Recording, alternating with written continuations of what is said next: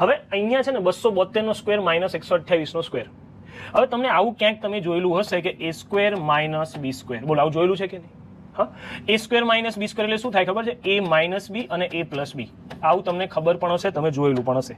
બરાબર, ચાલો આના ઉપરથી જ આપણે આગળ જવાનું છે. આના ઉપરથી જ આપણે આ જોવાનું છે. અહીંયા જો આ 272 ને તમે a માની લો, 128 તમે b માની લો, તો a square minus b square એટલે a minus b a plus b. એટલે આપણે શું કરવાનું અહીંયા 272 માઇનસ 128 અને 272 પ્લસ 128. હવે ઘણા લોકો શું છે આટલું કરીને પછી સીધો જવાબ ટીક કરી દે. એક્ઝેક્ટલી એનું વર્ગમૂળ માંગ્યું છે, ધ્યાન રાખવાનું, એટલે આનું વર્ગમૂળ થવું જોઈએ. બરાબર, ચલો 272 માંથી 100 કાઢી લો એટલે 172 અને એમાંથી 28 કાઢી લો એટલે 144 થાય. બરાબર, એ રીતે 272 વત્તા 128, 272 ને 28 300 અને 100 400 થશે.